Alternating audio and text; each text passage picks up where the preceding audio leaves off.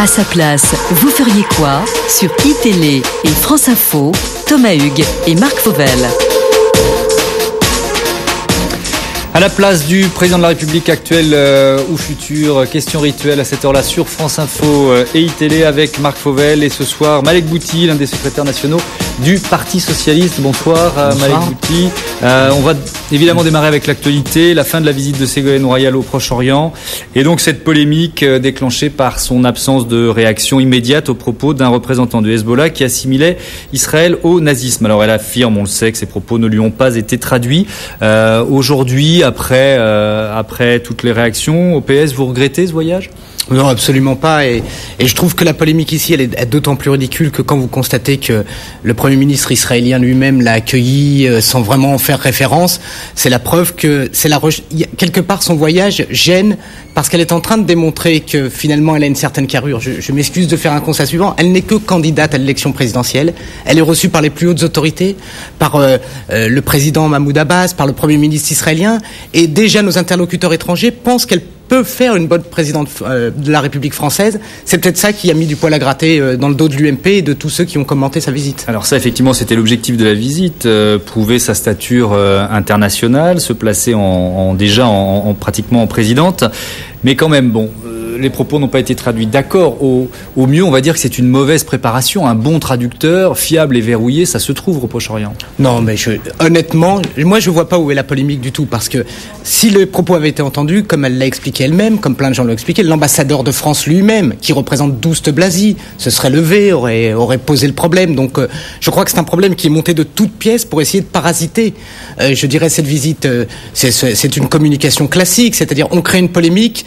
Parce que quelque part, je vous le dis, on retrouve là un réflexe qu'on a déjà connu nous dans le débat interne du PS, c'est-à-dire... C'est un procès en irresponsabilité parce que c'est une femme, c'est ce que vous allez nous dire ? Non, absolument pas. Je mesurais mes termes, donc non, je crois pas. Je pense simplement qu'elle surprend. Elle surprend par sa capacité et je crois que vous allez voir que tout au long de cette campagne électorale, ce sera toujours à peu près la même chose. C'est-à-dire, je crois que ses adversaires ont sous-estimé Ségolène Royal. Elle est en train de faire montre de ses capacités. Donc, je crois que toute cette affaire n'existe pas. C'est une manière d'essayer de brouiller les cartes, mais l'essentiel, c'est quand même la réussite de sa visite. Alors, Malek Bouti, à sa place, vous feriez quoi ? L'objectif, c'est d'être concret sur des thèmes de la campagne. Marc Fauvel. Tout autre chose. En 99, vous aviez porté plainte et obtenu gain de cause devant la justice face au Paris Saint-Germain sur un problème de discrimination déjà dans la tribune Boulogne. Est-ce que les choses ont changé aujourd'hui ? Par rapport à l'époque, il y avait un président qui s'appelait Laurent Perper et qui avait eu le courage, par exemple, de fermer la tribune. C'est le résultat auquel on est arrivé aujourd'hui, qui avait commencé un travail. Ce travail est un peu tombé à l'eau.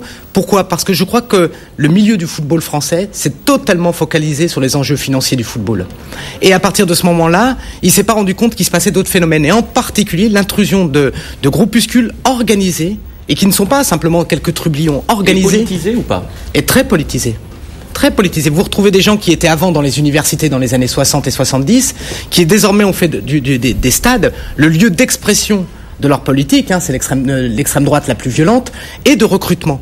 Et pour avoir sous-estimé ces phénomènes, on est arrivé au drame qu'on connaît aujourd'hui. Et d'ailleurs, on parle souvent du Parc des Princes, mais moi je suis très observateur du football français, en tant qu'amateur, mais aussi sur ces phénomènes.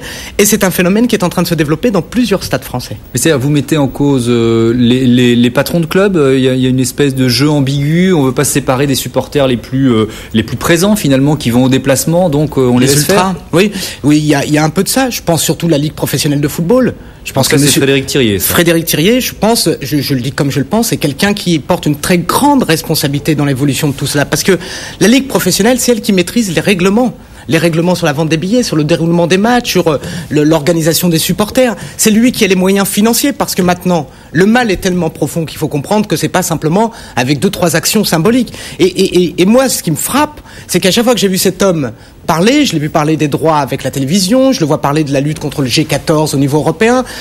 De l'argent, il sait très bien en parler. Mais du plaisir du football, on voit bien, il n'y a pas la même ambiance, par exemple, que dans le monde du rugby. On voit qu'il manque beaucoup de choses à côté. Et quelque part, c'est une vache à lait, le football, pour lui, et non pas un lieu, le plus grand spectacle populaire français. Parce que moi, c'est ça qui m'intéresse, c'est le plus grand spectacle populaire français, et qu'il a été totalement, laissé à veau de l'eau.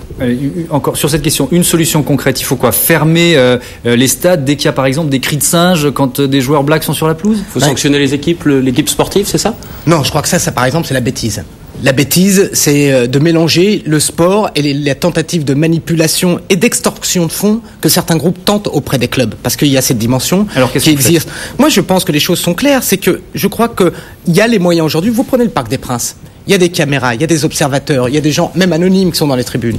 Il faut interdire de stade. Et là, le ministre de l'Intérieur, qui fait de nouveau une sortie, nous avait annoncé il y a quelques mois, je m'en souviens, que désormais, contre les hooligans, et rien n'a été fait.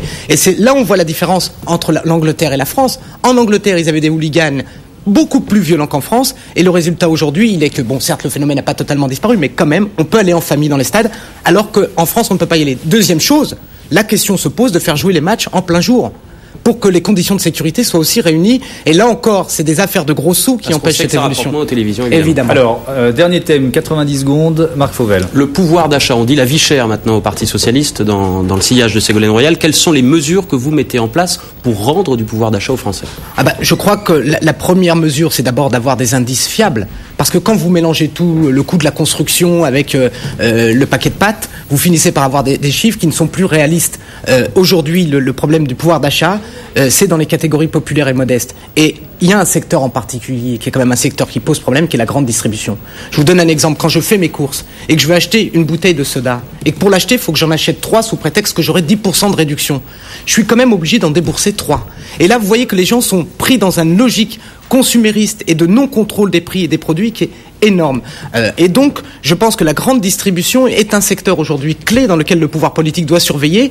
On voit parce qu'il... Nicolas Sarkozy a essayé de le faire en faisant baisser les prix. Oui, mais Nicolas Sarkozy, ministre de l'économie. Vous avez remarqué, Nicolas Sarkozy essaye de faire beaucoup de choses, mais réussit peu de choses. Lui dit qu'il a réussi en partie. Oui, moi je pense qu'il n'a rien réussi parce que il est quand même... et ce sont les mêmes gens qui vont un peu l'aider dans sa campagne électorale, donc il les a quand même pas trop touchés. Je pense que là, il faut des mesures très fortes de contrôle. On le voit par exemple dans les produits agricoles. Les agriculteurs eux-mêmes s'en plaignent. On le voit aussi dans les publicités, dans les modes de consommation, dans les crédits soi-disant faciles qu'on accorde à des gens qui sont déjà assez pauvres et qui les prennent au piège. Ça, c'est ma vie quotidienne, c'est ce que je constate moi-même. Je pense que là, le politique, il peut agir parce que c'est une manière de protéger les familles, je dirais, d'une forme de rapaciterie financière qui est en train de s'instaurer dans la grande distribution. Merci beaucoup, Malek Bouti. Ça passe toujours trop vite.